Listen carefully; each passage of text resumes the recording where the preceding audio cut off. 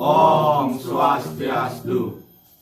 Kami dari kelompok 1 mata kuliah akuntansi internasional, kelas akuntansi G malam. Pada kesempatan kali ini, kami akan membawakan kabar berita tentang krisis ekonomi yang terjadi di Indonesia pada tahun 2002. Sebelum kita mulai ke pembahasan, ada baiknya kita memperkenalkan masing-masing dari anggota kelompok kami. Saya sendiri, Made Putra Sandiaso, absen 11. Saya Iputu Amara Putra, absen 13. Saya Iputu Hendra Winyahana Mahesa, nomor absen 14. Saya Iputu Surya Aditya Pratama, absen 15. Baik, langsung saja kita mulai ke topik pembahasan.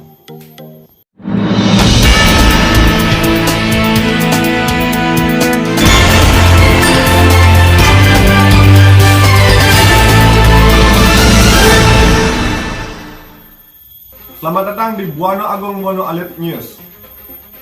Pada kesempatan kali ini, kabar berita yang akan kami sampaikan yaitu tentang krisis yang terjadi di Indonesia pada tahun 2002. Jadi pro dan kontra gambaran mengenai kondisi real ekonomi nasional di tahun 2002, bahkan sampai 2003, masih berada di dalam bayang-bayang kesuraman terus mengalir.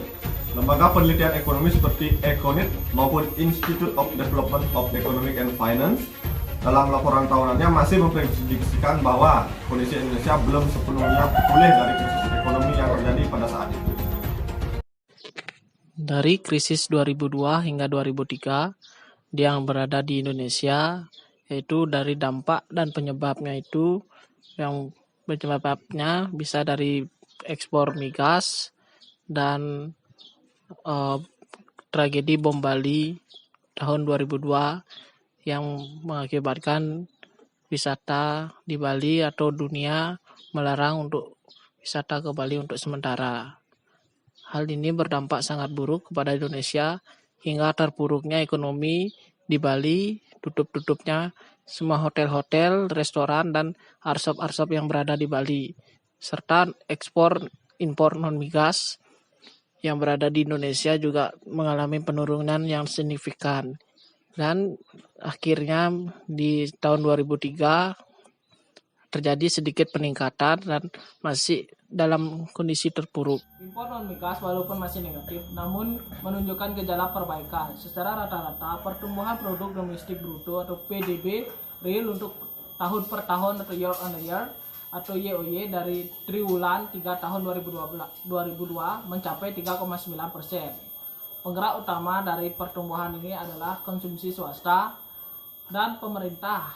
Masing-masing tumbuh secara rata-rata 4,9 dan 15,9%. Kalau dilihat dari sisi produksi, pada triwulan 3 tahun 2002, sektor ini mengalami pertumbuhan YOY positif. Pertumbuhan yang relatif rendah hanya terjadi di sektor pertambangan dan penggalian yang mungkin lebih disebabkan oleh permasalahan keamanan dalam berproduksi di beberapa lokasi pertambangan. Secara keseluruhan, pertumbuhan tahun 2002 diperkirakan sebesar 3,6%. Krisis ekonomi yang terjadi pada tahun 2002. Yang mereka lihat adalah belum membaiknya daya beli masyarakat, tingkat suku bunga yang belum pada titik ideal untuk mendukung kegiatan produksi sektor manufaktur. Banyaknya berbagai pungutan resmi maupun tidak resmi di tingkat pusat maupun daerah sehingga membuat dunia usaha semakin kesulitan.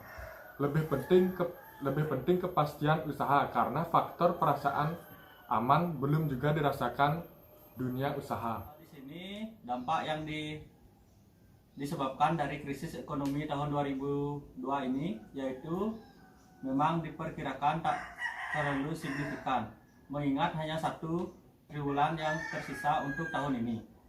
Namun, pukulan terhadap sektor perdagangan hotel dan restoran dapat terjadi di triwulan keempat. Karena itu, prediksi pertumbuhan ekonomi di tahun 2002 ini diturunkan menjadi 3,6% dari 3,8% tersebut.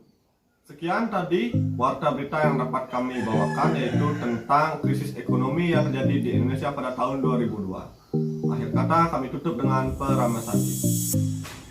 Om Santi Santi Santi Om.